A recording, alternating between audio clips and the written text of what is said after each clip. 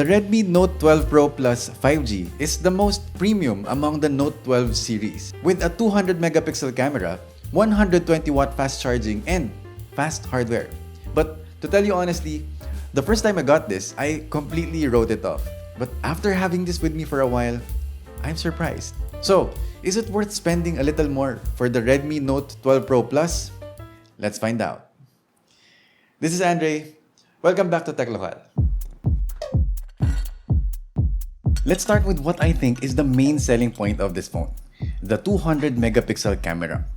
The Redmi Note 12 Pro Plus uses the Samsung ISO cell sensor for its main camera, similar to the Samsung S23 Ultra, which is a greatly impressive phone but miles ahead in terms of their pricing. But sticking to the Xiaomi comparison, at first I thought this was more similar to the Xiaomi 12T Pro. Similar amount of megapixels, similar detail, even with similar flaws like the occasional oversaturation with its AI. That said, the camera of the Xiaomi 12T Pro is pretty good. So to see that on this phone, which is much cheaper, makes me pretty happy. I think I must have been underestimating this phone a bit too much. I was even more surprised that after reviewing the shots, I think this might be even better in some instances. Colors are often correct, it has great details in the shadows, and it just looks really good overall. It still doesn't have amazing dynamic range though. It's easy to get overly bright parts in the image. But I really love how this camera produces depth right in its standard mode. There's a nice character to the blur, which looks natural as if it were shot with a DSLR camera. Even night mode was pretty decent. I was expecting a lot of noise, but to my surprise, this performed really well. Ultrawide still isn't super nice. I don't see myself using this too much. Unless I really wanted to get a wide shot, because even under great lighting, it wasn't looking very nice. Video mode was pretty decent though. It worked great indoors where there's artificial light, and much better outdoors where there's sunlight. I find that it works really well when it's closer to the subject. The front camera was the weirdest to me though. It works great, or I may say ideal for selfies and for close-up videos, but for shots where I was farther from the camera, I can't help but notice the loss in detail. So I'm guessing the software seems to have been optimized for selfies more. Now for its design, this phone feels really great when taking photos. It's solidly built and it has a nice curve for its glass back panel, which helps make it easier to hold. The frame is pretty standard.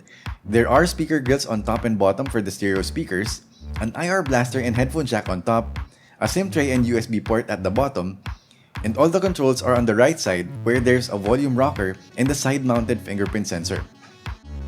And can I just say, this white variant looks super clean. I've already seen some people using this color in the wild, so I guess I'm not the only one who appreciates how nice this white and silver combo looks.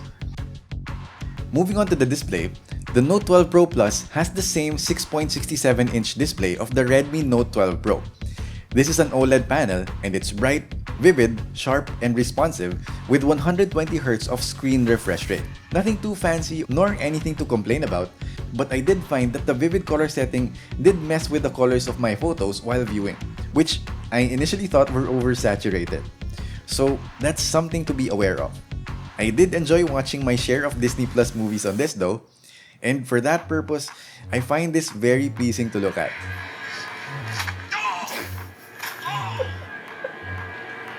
Performance-wise, I am pretty confident that most users will likely enjoy how this phone performs. It has a Dimensity 1080 chipset, which is capable of handling most tasks a normal person would use.